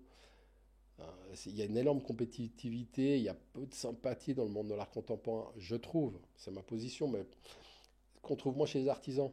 Parce que si deux compagnons tailleurs de pierre se croisent, même s'il y a des rivalités, ils savent ce qu'ils ont fait l'un et l'autre pour arriver à là. Deux céramistes qui se croisent, qui ont fait une bonne formation, ils savent qu'ils sont tous cramés les mains pour arriver à... Enfin, ils connaissent un peu les secrets techniques du métier. En art contemporain, quand on n'est que sur l'idée, on a intérêt à bien la défendre et puis à aller trouver les acheteurs. Enfin, c'est un monde de requins, il faut mieux rester tout seul, il ne faut pas trop partager. Donc moi, j'ai jamais été trop à l'aise dans ce monde-là et j'ai vu qu'en Asie, aux États-Unis, les paramètres sont gérés différemment. Pour moi, c'est un plus reposant. Et t'as jamais eu envie à ce moment-là de rester aux États-Unis du coup? Parce que ça paraît un peu. Alors après, Il y avait une autre fille qui fait Ouais. ça devient compliqué. Non, mais c'est sûr qu'il y a plein de raisons, mais quelque part, je sais pas, t'es là-bas, ça paraît incroyable. Tu te dis, ok, j'ai trouvé un endroit où les gens m'acceptent pour qui je suis et non seulement ils m'acceptent, mais en plus ils me valorisent. Pourquoi est-ce que je retourne. Après, encore une fois, il y a des histoires de famille, de machin. J'imagine qu'il y a un peu de ça, mais tu l'expliqueras. Mais tu te dis, putain, je vais retourner en Suisse où les gens valorisent pas ce que je fais. C'est lourd. Bon, il y a deux, trois éléments de réponse. Le premier, c'est que j'étais jeune, j'ai surtout découvert ça en rentrant. Parce que moi, quand je suis parti, j'étais plein d'espoir. J'avais pas très bien compris le monde de l'art contemporain. Pour moi, j'étais le king dans ce que je savais faire. J'étais allé à Carrare, j'étais assez bon dans. C'est un peu immodeste ce que je dis, mais je sortais ma bille de tous ces trucs-là. Et c'est en rentrant que j'ai découvert à quel point il y avait un mépris pour ce que je faisais, presque une agressivité sur ce que je faisais. Donc là, j'ai compris que j'aurais peut-être dû rester. Deuxièmement, les États-Unis, c'est sympa, mais en même temps, c'est très dur aussi. C'est-à-dire que quand tu n'as plus ton visa étudiant, tu as 3 semaines pour partir. Donc, ou tu trouves un boulot, ou tu es éjecté. Donc, moi, j'étais en plus parti faire le kéké sur les îles Vierges un peu pour me reposer après mon master. Je suis rentré, ils m'ont donné 3 jours pour partir. En Ouais. plus, j'avais une pile de contraventions que je n'avais pas payée, parce que j'étais acheté une Cadillac. Voilà. Et du coup j'ai dû partir. Enfin, j'ai dû partir. Et alors, on m'a pas fait un pont d'or non plus pour que je reste tout de suite. Donc, Ouais. aussi, les universités, elles sont assez chères. Tant que tu es dedans, tu as plein de trucs. Mais quand tu en sors, tu as intérêt à très très vite trouver des ancrages solides, économiques aussi, pour rester, parce que la vie est assez chère. Et puis le troisième élément, c'est que mon grand-père était en train de mourir, et puis ma famille m'a demandé de rentrer pour aider à la transition de l'entreprise. Finalement, moi, je suis venu aider, ils ont fait une liquidation, ça a duré 2 3 ans, mais ils ont fermé la boîte. Donc moi, je suis donné un coup de main, parce que je connaissais bien le métier, là, j'avais fait l'entrepreneuriat là-bas, je connaissais bien le contexte, donc ils m'ont demandé de revenir voilà, pour participer à cette fin-là, où moi j'avais l'espoir que ça continue, mais après l'Asie, l'Asie, je pourrais aussi peut-être y rester plus facilement, mais voilà, maintenant j'ai quand même, j'ai ma famille ici, Ouais. voilà, petit à petit les enfants sont assez grands pour que je puisse me tirer, mais je vais pas refaire ma vie là-bas, je pense. Ouais. Sur l'ensemble de ta carrière, euh, quel a été, selon toi, le projet le plus difficile, le plus impressionnant que tu as réalisé? Ah, c'est celui que je suis en train de faire maintenant en Corée, quoi. Ah Ah, ouais? c'est la folie, ouais. Ouais. Tu peux expliquer un petit peu ce que c'est ou c'est confidentiel? Non, non, c'est pas. Oui, alors c'est confidentiel jusqu'à que le centre ouvre à fin 2025 ou 26, donc je peux vous montrer que très peu d'images, mais c'est des grosses réalisations. C'est des pièces assez importantes, c'est des pièces en marbre qui sont hautes, et justement, ce qui est super intéressant pour moi, c'est que j'ai pu justement avoir un mandat assez confortable financièrement pour pouvoir développer ce que je voulais dans l'idée du débat entre la technologie et la main. Donc j'ai travaillé beaucoup la 3D, j'ai trouvé un jeune qui a réussi à traduire mes dessins en 3D, parce que c'est ça aussi le problème, c'est où on fait tout en terre, on scanne, ou alors on trouve des... La 3D par exemple pour moi elle est utile parce qu'elle permet de réfléchir plus vite et puis elle permet de faire plus d'expérience que si tu fais tout ça dans la matière. Par exemple, tu prends un personnage puis tu le twistes, imagine tu fais ça en terre, le truc tombe jusqu'à que les plis soient si c'est un drapé, tu prends l'objet dans l'ordinateur, tu le vises, tu le dévises, tu fais 100 tours, 2 tours, tu peux essayer beaucoup de choses. Et en plus, comme moi je suis pas très bon, comme je suis nul, je fais des erreurs. Et en fait, les erreurs, elles m'amènent des idées. Et c'est un des trucs qui m'intéresse dans la technologie, parce que je vous mettais ça tout à l'heure en introduction, mais l'IA, elle est un peu comme un lab pour tout prévoir. Donc il y a moins d'erreurs. Et en fait, ce qui est intéressant quand tu fais les choses toi-même, c'est que tu te gourres. Et en se trompant, je trouve que l'erreur est assez riche. Et on est dans un monde où il y a de moins en moins d'erreurs parce que tout est précalculé, tout est prédit, bientôt ce sera décidé à notre place. Donc le fait de se gourer, je pense que c'est un peu un mécanisme que l'humain a cherché depuis toujours, c'est vaincre le hasard. Parce que quand tu as une idée, quand tu es Khéops qui fait les pyramides, il se dit on va faire ça comment de mon vivant. Donc il y a des défis. Ces défis-là, c'est aussi beaucoup d'erreurs. C'est beaucoup de trucs qui ne marchent pas, c'est beaucoup d'accidents. On dit que les cathédrales sont beaucoup tombées avant qu'elles tiennent debout. Donc voilà, moi ça m'amène tout un terrain de l'erreur, et je valorise beaucoup l'erreur et le parcours. Et c'est pendant ce parcours-là qu'en général l'œuvre naît. Donc c'est pour ça que ça m'ennuie un peu de diviser trop l'idée et la réalisation. Dans ce qu'on disait tout à l'heure, l'idée est maîtresse sur la réalisation en art contemporain, c'est que quand tu fais les choses toi-même, la matière va valoriser, va aiguiser l'idée ou va la casser. C'est comme si tu te lèves un matin et tu dis, j'ai résolu une équation, quoi. Tu commences à écrire, dire n'importe quoi. Donc c'est un petit peu ça, c'est que tu as une idée, puis tu donnes le premier coup de tournevis, le premier coup de massette, puis le truc il tombe. En fait, ton idée, tu dois la tester dans l'idée. Et puis les lois de la matière, elles sont implacables. Donc ça oblige à aiguiser ton idée de faire les choses toi-même. Donc la 3D, elle me sert à ça, c'est que je vais tester tout un tas de choses que je ne vais pas commander à quelqu'un en fait. Alors j'ai besoin d'aide parce que je suis nul pour la 3D quand on fait des corps humains en 3D, c'est un autre métier, quoi. Il faudrait que je passe 10 ans pour le maîtriser. Donc, le mandat de la Corée, pour moi, il est intéressant pour ça, parce que c'est un mandat qui est confortable financièrement, qui me permet, moi, de tester mon petit territoire d'innovation. Et puis c'est des dimensions gigantesques. Euh, Ce qui est intéressant, mais ce qui est moins drôle, c'est qu'en fait, ça me fait aussi découvrir les lois, les problèmes des avocats, etc. Parce que par exemple, le contrat maintenant, il est interrompu momentanément parce qu'il y a eu un changement de direction artistique. S'il s'arrête complètement, ils me doivent beaucoup d'argent. Donc on a trouvé des solutions pour des compromis pour que ce soit vivable pour eux et pour moi. Et donc ça me fait aussi découvrir tout le monde un peu de la défense légale de ces trucs-là. Ça, c'est moins drôle, mais c'est pas inintéressant non plus. Mais voilà, c'est le plus gros mandat que j'aurais jamais eu. On se réjouit de le voir. Ça fait en tout combien de cas. temps du coup que ça a commencé? Là, tu dis que c'est pour 2025, c'est ça? C'est un mandat de 4 ans qui a commencé, 4 ans. qui a commencé il y a 2 ans. Ouais. J'ai pu livrer la moitié des pièces. Et il y a une deuxième moitié qui est une pièce gigantesque qui est C'est quoi gigantesque? 12 mètres de haut. Ah ouais. J'avais dans ma tête, j'étais là 5-6, tu vois, c'est déjà beaucoup. 12, c'est énorme, c'est un Non, immeuble quoi. Ouais, 12, c'est un immeuble. Mobilier, c'était 15. Et en plus, ça va à l'intérieur. Donc, j'étais visiter le site sur place. Mais c'est produit ici dans ton atelier? Non, je ne peux jamais produire ça ici. Parce que Donc, c'est énorme, alors, non, c'est immense. la première partie, qui était des pièces de près de 3 mètres, j'ai pu produire ça en atelier. Fait aussi dégrossir à Carrare avec la robotique pour gagner du temps. Mais la deuxième pièce, elle va être, si elle se fait, elle se réaliserait qu'à Carrare parce que c'est des pièces très lourdes. Point de vue place et point de vue levage, ici, c'est la folie. C'est impossible. Mais sur 12 mètres, tu peux la produire d'un coup? Non, Non, peux tu pas. fais des niveaux et après Ouais, tu c'est les colles, un- entre c'est guillemets. une sorte d'assemblage très, Ouais, très complexe. ok. Ouais. Ouais, ça me Ouais, alors du coup, c'est intéressant aussi pour ça, parce qu'il y a de la statique, c'est presque du calpinage comme faisaient les compagnons à l'époque des cathédrales, quoi. Il faut faire un tracé de comment on agence ces pierres ensemble pour que ce soit beau et que ça tombe sur personne. Tu peux revenir un tout petit peu sur ton processus de création. Tu parlais justement, tu as ton idée.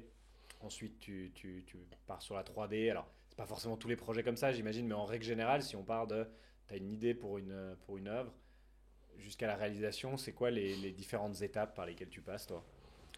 Peut-être une œuvre assez typique de ce raisonnement-là, c'est la grande main qui se pixelise, que vous avez peut-être vu là. Ouais. Euh, Qui est magnifique d'ailleurs. alors, je pense qu'un artiste contemporain, qu'est-ce qu'il ferait? Il scannerait une main, comme ça, et la main, elle est faite. Moi, ça m'intéressait de faire moi-même la main en terre, aussi parce que dans le rapport à la figure, l'hyperréalisme, c'est pas ce qui m'intéresse le plus. Donc, la figure réaliste, par exemple, si tu prends la figure grecque, elle ressemble aux humains, mais c'est pas des vrais humains. Le joli nez droit qui part du... L'idéal grec, par exemple, si tu voyais un mec dans la rue marcher comme ça, tu aurais un peu peur. Donc, c'est intéressant de se dire que la figure, elle sert aussi à servir un idéal, ou elle sert à réfléchir à ce qu'on pense que le corps devrait ou tout doit être. Enfin, ça, il y a tout un idéal possible. La figure, elle a changé en fonction de ça. Donc moi, ça m'a intéressé de faire une main qui n'est pas une main qui est réaliste, qui est reconnaissable, qui donne l'impression qu'elle est vivante, mais qui n'est pas une vraie main. Donc c'est une main surpuissante. Du coup, elle est interprétée. Donc elle a aussi une patte, elle a aussi un style. Sans être abstraite, sans être expressionniste, elle a forcément un style, vu qu'elle est faite par quelqu'un, puis elle n'est pas une image 3D De la réalité. scannée. Quand j'ai fait ça, j'ai la moule en plâtre, et là, je suis toujours dans le registre très traditionnel. Après, ce qui m'a intéressé, c'est que je me suis acheté un scanner, donc j'ai scanné cette main-là. Attends, pardon, je te coupe, c'est juste que je trouve intéressant. Là, tu travailles sur un petit modèle, c'est quoi? Ouais, C'est j'ai un ok. modèle un peu plus grand que Ok, nature, d'accord. c'est une main à peu près comme C'est ça. pas la taille finale, Non, c'est quoi. pas la taille Ok, finale. d'accord. C'est aussi pour des raisons pratiques, des raisons de temps. Là, donc je fais une grande main, si tu veux, qui fait 2-3 fois la taille d'une main. Ça permet quand même d'aller loin dans les détails, etc. Puis de mieux la voir, mieux la penser, etc. La terre, elle ne se conserve pas parce qu'elle sèche, elle se fend. Moi, je ne fais pas de la terre céramique qui se cuit, c'est un autre métier, ça. Donc, je fais un moule en plâtre pour la conserver. Du coup, mon épreuve, elle est stable, ce qui ne serait pas le cas si elle était en terre. Ensuite, je la scanne, parce qu'assez vite, je me suis intéressé au scanner aussi parce que sur les chantiers, sur l'aspect calage, je me faisais pas mal bouffer de boulot par les restaurateurs qui n'avaient pas d'approche technique de la pierre, mais qui disaient on scanne tout et on archive. Et du coup, il me piquait pas mal de boulot. Je me suis dit, ok, moi, si j'ai le scanner, je peux faire les deux. Je peux à la fois restaurer, puis à la fois archiver. Et à la fois, de temps en temps, il y a des pièces qu'on n'a pas besoin de toucher, parce que le scan, ce qui est fou, c'est que tu sauves, enfin, tu fais un modèle de pièce sans toucher la pièce. Parce que, par exemple, sur un bâtiment, avant le scanner, il fallait faire une empreinte avec du plâtre ou de l'élastomère pour sortir une épreuve de ce qu'il y avait en façade ou en musée. Le scanner, il permet de sortir une épreuve sans toucher l'original, par exemple, ce qui évite d'abîmer l'original. Donc j'avais acheté ce scanner pour ça. Donc je l'utilise en art contemporain, donc je scanne la main, et déjà à partir de là, je peux travailler toutes les échelles. Donc c'est intéressant, en fonction du bloc que je trouvais, déjà on peut simuler, on met la main dans le bloc, on sait ce qui rentre, ce qui rentre pas, on peut économiser pas mal de pierres, donc il y a un truc aussi déjà simple, c'est de faire le truc au plus juste. Ensuite, j'ai travaillé avec un pote informaticien qui fait de l'infographie 3D et j'ai implémenté des glitches dedans. C'est-à-dire que le parasite numérique qui fait que par exemple que ta télé elle bug et puis elle fait des pixels ou elle fait des slices comme ça, je l'ai un peu implémenté dans la 3D. Alors ce qui était un thème, et là je suis dans un territoire où je commence à inventer des trucs qui m'amusent, c'est-à-dire que ta télé elle bug, mais l'image en fait elle, c'est l'écran qui bug. L'image qui est enregistrée, elle n'a pas bugué. Moi, ce qui m'intéressait, c'est de faire bugger l'image source. Donc, du coup, c'est un peu compliqué en 3D. C'est-à-dire que quand tu fais des glitches, quand tu fais des petits cubes, quand tu fais des pixels qui décomposent l'œuvre ou bien des tranches qui se tirent, elles doivent être cohérentes sur l'image. Donc, en fait, c'est pas juste un glitch qui fait péter l'écran, c'est vraiment un glitch qui vient parasiter la forme elle-même. Et ça m'intéressait parce que le parasite numérique, je me suis toujours posé la question s'il intervenait avec la biologie, qu'est-ce que ça vous, comment ça se marierait bien ou pas. Par exemple, on te dit on va te mettre une puce pour que tu conduises un Airbus ou parler 12 langues. S'il y a un parasite numérique dans la puce, qu'est-ce qui commence à bugger toi aussi? Donc du coup, quelque part, c'est intéressant pour moi parce que quelque part, le parasite numérique venait infecter la matière elle-même. Donc il y avait du coup ce mariage que j'essaie de faire. Il peut être positif, mais il peut être aussi négatif, ou alors il peut faire créer des mutants. Donc je trouve intéressant que ce mariage dans lequel on va, qui est celui de l'ogme augmenté, ben, cette sculpture, ce serait une sorte d'expression de ce mariage étrange, ou cette infection, ou bien ce lien étrange entre la biologie et puis le monde digital. Donc après, le but, c'était de faire une grande main qui se pixelise. Est-ce qu'elle est en train de se virtualiser? Donc, est-ce que la matière est en train de se virtualiser? Est-ce qu'elle est en train d'être infectée au sens négatif, parce qu'elle est simplement parasitée au sens médical du terme, ou simplement elle est en train de se muter vers quelque chose d'autre qui serait aussi un peu la mutation. Et en plus, comme ça s'appelle la main de Dieu, parce que je ne suis pas du tout croyant, mais le thème de la main de Dieu, c'est le thème de la création. Je trouvais intéressant de se dire que est-ce que la création se virtualise aussi? Est-ce que Dieu se virtualise aussi? J'ai fait un petit QR code quand tu cliques dessus, ça s'écrit Dieu. Donc est-ce que tu vas plus vite en contact avec Dieu via le monde digital qu'en brûlant des cierges? Voilà, ça m'a permis de délirer sur pas mal de sujets comme ça. Et c'est ce genre de territoire que j'aime bien parce que je pars dans ce mariage un peu. Ça me permet de questionner un peu la technologie et puis ses travers. Parce que sans avoir une position nostalgique, on peut avoir une position critique aussi. Et comment tu choisis tes matériaux? C'est toujours du marbre ou il y a d'autres matériaux qui peuvent être intéressants? Parce qu'on parle de pierre, mais au final, j'ai l'impression que c'est souvent du marbre. Est-ce qu'il y a d'autres pierres? Non, moi j'ai fait tout un cycle pour faire vite. Moi je suis un passionné du marbre blanc de Carrare, etc. Quand je suis parti aux États-Unis, je me suis rendu compte que le marbre c'est un matériau lent. On a tendance à revenir sur des formes un peu répétitives. On a vite un style en marbre. Et aussi de par le poids, la dimension, les qualités de cette matière, on a du mal à en sortir. Donc moi je suis parti aux États-Unis en essayant de plus travailler l'idée cette fois. Et je me suis dit, je vais toujours prendre le matériau qui sert le mieux l'idée. Si l'idée est mieux servie par du verre que de la pierre, ben, je la ferai en verre. Si c'est mieux servi par du vent ou de l'eau, parce que j'étais assez intéressé au land art pendant l'époque, ben, je ferai comme ça. Donc ça m'a permis aussi de travailler plus vite, de faire des séries, d'être beaucoup plus imaginatif, de prendre plus de risques, de découvrir beaucoup plus de choses. Je m'en suis rendu compte qu'en faisant ça, souvent je dépendais d'autres artisans pour faire les trucs, parce que je ne peux pas souder, couper le verre, etc. Donc j'avais un peu des limites sur la qualité finale de l'objet. Et je me suis rendu compte aussi que je restais quand même plus fort pour la pierre que pour le reste. Ça m'empêche pas de concevoir des œuvres un peu abstraites, comme je fais par exemple cette Candle Watch, cette montre qui brûle avec un cierge. Alors, du coup, c'est des pièces assez poétiques qui parlent du temps, etc. Donc je me garde ce petit territoire-là pour... si j'ai vraiment une idée qui me dit non, ça c'est avec la pierre, ça va tout foutre par terre. Mais en gros, je suis revenu à la pierre après un long passage sur tous ces matériaux différents parce que je le maîtrise mieux, puis j'ai envie de valoriser un peu ce que je sais faire. Mais quand tu dis pierre, c'est forcément marron. C'est pas granit, j'en sais Non. rien ce qu'il y a comme autre pierre d'ailleurs. J'ai trouvé, t'as déjà réussi à en donner une, c'est pas mal, bravo Max. Je sais j'ai pas pas si de- j'aurais réussi. Je connais pas les autres pierres, mais il y en a à foison, j'imagine. Ouais. Il y a plein de sortes de pierres. Mais au final, quand tu dis sculpture sur pierre, c'est du marbre. Non, alors ça dépend si on parle de nouveau en VDBR. Moi, je suis vraiment passionné de marbre, donc j'ai tendance à aller vers ça. Mais par exemple, en Calas, on est obligé de suivre aussi le patrimoine de pierres locales. C'est-à-dire que Genève, c'est beaucoup de la molasse. La molasse, elle était extraite dans le lac à l'époque, donc les matériaux locaux étaient valorisés parce que le transport, c'était un surcoût important Ouais. sur les coûts des chantiers. Donc on utilise les pierres locales pour travailler les ouvrages locaux. Ok. Il y a encore, je crois, une cinquantaine de carrières ouvertes en Suisse. On essaie de valoriser aussi un petit peu ça. On a créé avec deux potes une petite société qui s'appelait Stone Touch. On essaye vraiment de faire que de l'artisanat, d'art contemporain, enfin de design contemporain et de l'art contemporain en pierre suisse. Donc, on valorise aussi ça.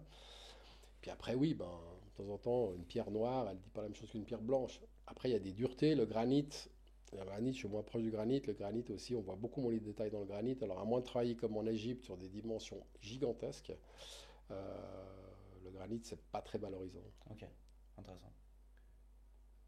Brièvement, avant, tu parlais des compagnons de la pierre.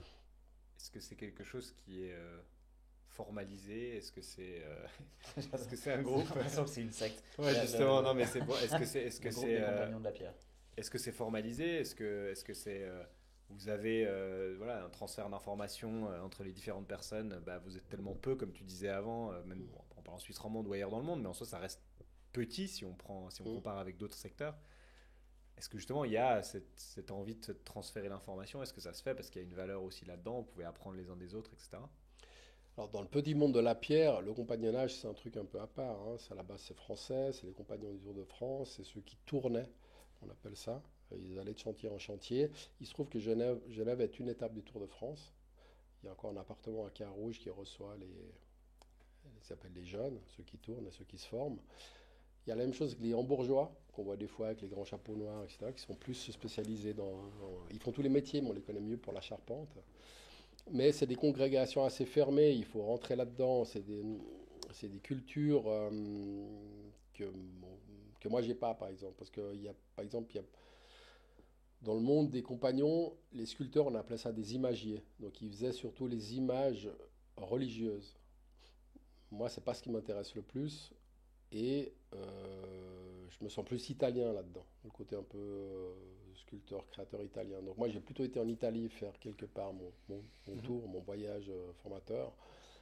Mais ça reste des congrégations qui sont très intéressantes parce que, bon, à part ça, elles ont leur guéguerre interne, il y a plusieurs associations, etc. C'est compliqué quand on s'y penche, mais à la fin du jour, historiquement, c'est intéressant parce que c'est aussi des groupes d'ouvriers qui se sont un peu syndiqués à l'époque du Moyen-Âge. Ils travaillaient moins que maintenant, ils travaillaient 4 jours par semaine. Ils n'avaient pas besoin des 150 000 pour faire une cathédrale, à 30, ils s'en sortaient. Donc c'était très organisé, et puis un savoir-faire qu'ils ont quand même bien perpétué jusqu'à nos jours. Donc pour ça, c'est valable. Donc effectivement, il faut faire 1 ou 2 ans d'apprentissage, ça s'appelle un CAP, sécurité de capacité en France, puis après, il faut faire son tour. Et puis après, là, j'en connais un jeune ou deux là, qui font l'effort de faire le tour, chapeau, parce que c'est dur. Hein. C'est dur, mais ils apprennent. C'est dingue que ça existe. C'est un monde où il y a encore une exigence très très forte. Est-ce qu'il y a enfin, au-delà de ça, est-ce qu'il y a des communautés de sculpteurs? Est-ce qu'il y a je sais pas, des congrès de nouvelles techniques, de nouvelles méthodes, de choses qui, comme il y a dans beaucoup d'autres métiers, tu vois, est-ce que ça existe, je sais pas, le grand congrès des sculpteurs où il y a plein de sculpteurs qui se réunissent d'Europe ou du monde, où tout le monde va pour se rencontrer, se connaître, échanger sur des pratiques, des idées, des techniques. Ce serait une belle idée. Il n'y a pas ça. Il y a les salons d'art contemporain qui servent un petit peu à ça. Mais qui sont plus génériques. C'est y a pas c'est du commerce. Ouais, ouais, exact. Et puis il n'y a pas que de la pierre, il y a de tout, j'imagine. Voilà, c'est bon, l'art contemporain, il y a Ouais. très peu de pierre, justement. Moi, ça m'intéresse aussi de garder la pierre pour ça, parce que la pierre qui était tellement ringardisée, parce qu'elle était muséale, parce elle était ancienne, elle était poussiéreuse, elle n'était pas innovante, etc. Maintenant, grâce à la robotique, tous ces gens qui crachaient sur la pierre, ils en font volontiers. Hein. Mhm. Encore les Kunz et Hearst, ils font volontiers ça, parce que tout à coup, en fait, ils ont accès via la peuvent le faire, robotique en à un fait. truc auquel ils n'aimaient pas, parce qu'ils n'aimaient pas le faire, en fait. Ouais. Donc, non, en fait, non, c'est cool. Donc, du coup, moi, ça m'intéresse aussi de ça m'irrite un petit peu que ces gens-là qui ont craché dessus, tout à coup, ils prennent le créneau. Donc, Ouais, c'est clair. j'essaie de ne pas être trop en retard sur ce créneau. Et puis, c'est ce qui m'a valu le mandat en Asie, par exemple. Après, du côté artisanal, c'est plutôt le côté industriel. Alors là, il y a des grandes messes, il y a des grandes foires. Par exemple, la foire de Vérone, c'est là où chaque année, tous les carriers, tous les industriels, tous ceux qui produisent des machines, ils viennent là et ils montrent les dernières machines qui coupent à l'eau, scanner, machin. Et si tu veux te tenir au courant de la technologie, bah, tu vas par exemple à Vérone. Mais il y a plusieurs salons dans le monde chaque année où les professionnels de la pierre se réunissent. Et là, il n'y a que de la pierre. À la fois, il y a des matériaux de plus en plus rares qu'on va chercher de façon de plus en plus lointaine. Puis il y a des méthodes de coupe, des méthodes de polissage, enfin, des produits pour poser, des cols, des machins pour restaurer. Il y a un milliard de trucs. C'est intéressant d'y aller, mais c'est très technique. Mhm. Il n'y a pas d'échange un petit peu. Alors, il y a des associations qui font ça. Des associations comme Visart Suisse, l'association des artistes suisses, par exemple. Bah, voilà, ils ont leur association. Puis j'en fais partie. Je ne le dis pas souvent, mais voilà, c'est une façon un peu de l'union fait la force, et puis on s'aide un peu comme ça, et puis Ouais. il y a de temps en temps des galeries qui peuvent être co-gérées, ça fait des petites choses comme ça. Mais c'est vraiment l'aspect technologique qui est valorisé dans ces grands salons de technologie de la pierre, et c'est ça aussi qui est vendu un peu. Ouais. C'est là où il y a l'aspect commercial aussi. L'exemple peut-être, je pense qu'on arrive vers la fin de nos discussions, mais l'exemple c'est une grande pièce de Kunz que j'ai vue à Carrare. La prouesse, elle est plus du tout artistique parce que ils ont scanné des petites ballerines qu'ils ont fait en géant. Le robot fait pratiquement tout. Et la plus-value, c'est qu'il y a des milliers d'heures de polissage de finition avec des petites mains qui font que c'est des jupons comme ça avec des étages. Il faut les polir entre les couches de jupons dans la pierre. Personne ne le voit, mais il y a 200 de boulot avec des petites mains qui poncent. Tout ça, c'est une sorte de ballerine qui est posée sur son chausson de danse, sur la pointe. Alors elle est comme un arbre qui tient par la pointe, donc normalement ça se casse. Ils ont testé tout un tas de goujons, mais le métal il se dilate plus que la pierre, donc ils avaient cassé des éléments comme ça. Donc ils ont développé avec la Formule 1 un goujon synthétique qui est fait dans la même matière que l'aileron, la Formule 1. Et du coup, cette matière synthétique a le même taux de dilatation que la pierre et que la colle qui assemble les deux. Et en fait, ça, c'est un développement de 300 000 francs, par exemple. Donc, c'est-à-dire que le gars qui achète ça, il achète tout le storytelling incroyable du temps, de la précision et de l'innovation technologique qu'il y a, mais il n'y a plus il y a plus ce savoir-faire classique fait que la pièce elle n'est pas exceptionnelle parce qu'il y a une main exceptionnelle qui l'a taillée, elle est exceptionnelle parce qu'il y a une machinerie dingue autour. Ouais. Si tu reportes ça un siècle et demi avant, Canova, il faisait des sculptures comme ça, elles sont fantastiques parce qu'elles sont faites à la main. Et puis lui, il était très fort d'abord pour repérer les beaux blocs, puis ensuite pour polir de façon à ce que le poids des chairs des femmes, par exemple, donnait vraiment quelque chose de très très vivant, très sensuel. Et ben ça, c'est une plus-value que lui faisait à la main, qui est vraiment un exemple typique du savoir-faire artistique, pas du tout technologique ni artisanal. Et ça a disparu. Et donc, dans ces grandes foires, dans ces grandes messes, on valorise la technologie. Tu parlais avant de ta clé USB et de ton petit hangar, enfin petit, je sais pas, mais Ouais. de ton hangar avec les choses que tu voulais laisser. C'est quoi un peu l'empreinte que tu veux laisser justement avec tes œuvres? Bah, j'essaie de pas j'essaie de pas prendre trop de place parce que je trouve qu'on est déjà beaucoup sur Terre. Et puis si tout le monde est obsédé par laisser sa marque, ça va être fatigant. Je pense qu'un des défauts de l'art contemporain aussi, c'est qu'il y a beaucoup de gens qui parlent de leurs petits soucis, c'est lassant. Donc moi, c'est un petit peu pour laisser quelque chose à mes enfants en disant que déjà, mon atelier, c'est un gros bordel. Donc si je disparais comme ça va pas être sympa pour eux. Donc on va faire de l'ordre avant. Si j'arrive un petit peu à archiver en digitalisant tout ça pour que ce soit accessible, eh ben, ça laisse quelque chose de leur père un peu plus tard. S'ils arrivent à le valoriser en faisant des expositions ou en faisant des duplicata en bronze sur certains trucs, je le vois, ils le font avec la Fondation NR par exemple. L'artiste n'est plus là, mais l'œuvre continue parce qu'on peut faire des bronzes, de ces sculptures en bois, etc. Ça permet d'une part de laisser quelque chose d'assez organisé, ce qui est sympa pour les suivants. Puis, bah, de façon un peu prétentieuse, il y a deux, trois trucs qui valent peut-être la peine de passer à la benne. Et puis, du coup, je préfère l'organiser avant, quoi. Mais je ne suis pas dans une logique, il faut que je marque le monde de mon empreinte. Ok. Et qu'est-ce que tu donnerais comme conseil à quelqu'un qui voudrait se lancer dans l'artisanat ou devenir artiste dans la pierre aujourd'hui? Moi, je dirais se mettre à son compte parce que je vois qu'il y a beaucoup de déceptions chez les apprentis un apprenti qui commence la pierre, il a en général un petit idéal artistique, il est un peu titillé par quelque chose d'un petit peu poétique sur le savoir-faire. On a en tête les cathédrales, les sculptures, etc. Mais ils sont vite déçus parce que au-delà de l'apprentissage qui peut être assez intéressant, ben, c'est l'école, on fait beaucoup de choses intéressantes. Dans les ateliers, ça dépend où on tombe. Les patrons, ils sont pragmatiques, ils ont besoin de gagner du fric, et puis ils utilisent un peu les apprentis et les jeunes un peu comme des esclaves, quoi. C'est eux qui se penchent sur les cuisines pour démonter les plaques, c'est eux qui portent, etc. Donc il y a pas mal de jeunes qui partent, bon, d'un an ou deux, parce qu'ils ne se voient pas, déjà en apprentissage, ils ne se voient pas durer dans le métier. Parce qu'en apprentissage, si tu as fait des études, bah, vers 30 ans, tu dis, il faut que je me réveille, il faut que je bosse un petit peu. Tu vois.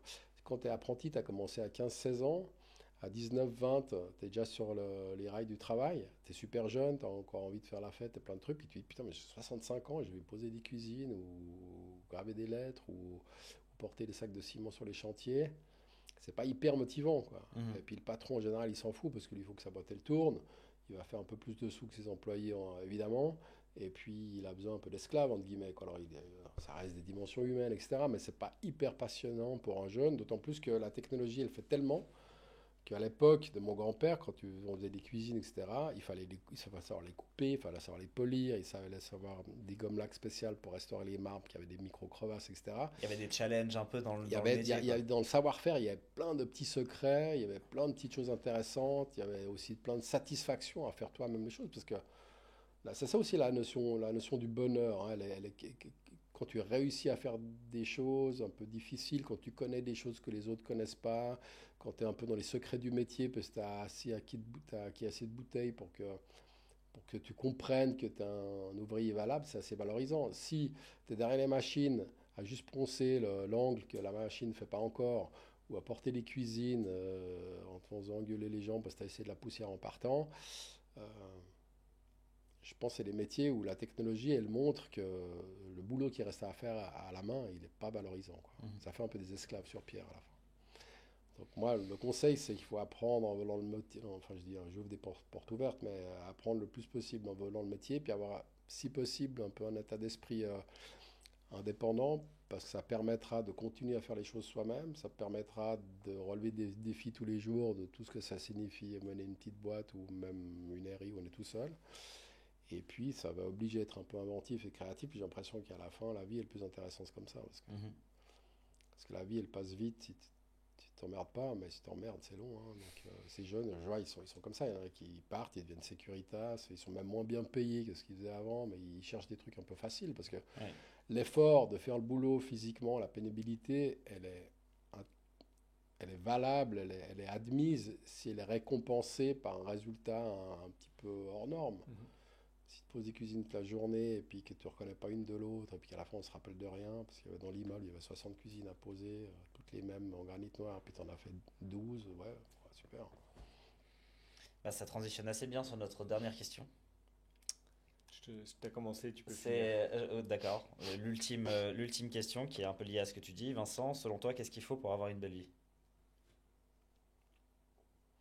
Moi j'aimerais finir ma vie en disant comme Pierre Dac il avait dit, mission accomplie. C'est-à-dire, mission accomplie, moi je l'ai interprété comme ça, c'est que je regrette, j'ai tenté ce que je devais tenter. Il n'y a rien de pire de te dire qu'en fait j'aurais dû faire ça, j'aurais été super bon. Et puis, donc je prends le risque d'aller là où je suis pas. Je prends le risque de tenter les choses parce que je me dis que si je l'ai réussi, c'est super, ça sera du plus pour tout le monde. Si je l'ai réussi pas, ça montre que j'étais pas si bon que je pensais. Et comme je suis pas croyant, je préfère réaliser le bonheur ici que plus tard avec que l'âme sans le corps. Et j'ai l'impression que ouais, c'est un peu long, je vais pas faire une réponse trop longue, mais la notion du bonheur, elle est vraiment proportionnelle à la personne. C'est-à-dire que si tu as 50 Porsche, puis tu te payes ta 51e Porsche, t'es moins heureux que le paysan qui se dit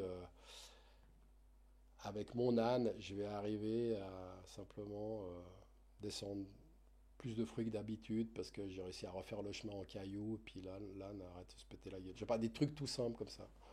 Tu as réussi à faire une greffe, puis tu as des poires et des pommes sur ton poirier. Voilà. Donc, le bonheur, il n'est pas du tout proportionnel à la masse, on va dire, globale. Elle est proportionnelle à ta masse à toi, Mhm. j'ai l'impression. Intéressant, en tout cas une très belle réponse. Merci beaucoup pour aujourd'hui, c'était hyper cool de discuter avec toi. Je pense que il y a ce côté que tu as qui est hyper intéressant, comme on disait, un peu, tu as le côté classique, le côté contemporain, tu as le côté entrepreneur, le côté artisan. Je pense que tu peux être une très belle inspiration pour toutes les personnes qui veulent faire de l'artisanat ou de l'artisterie, je sais pas si on dit ça Mm. comme ça. Mais en tout cas, merci beaucoup pour ce que tu fais. Et j'espère que je me réjouis de voir l'œuvre en Corée qui fait 12 mètres. Ouais. Il faut que je sorte il faut que je gagne mon contrat. Il faut que je regagne mon contrat d'ici là. Merci à vous de m'avoir reçu. Et pour te dire, comme je suis un peu tes podcasts sur LinkedIn, ça m'a donné envie d'en faire un de mon côté, où j'ai envie d'inviter des artistes contemporains et leur poser là un peu la question de leur rapport au corps dans leur production. Hyper intéressant, on se réjouit de le voir. Intéressant. Pour voir, Ouais, trop bien. Bravo. Merci beaucoup Vincent. Merci.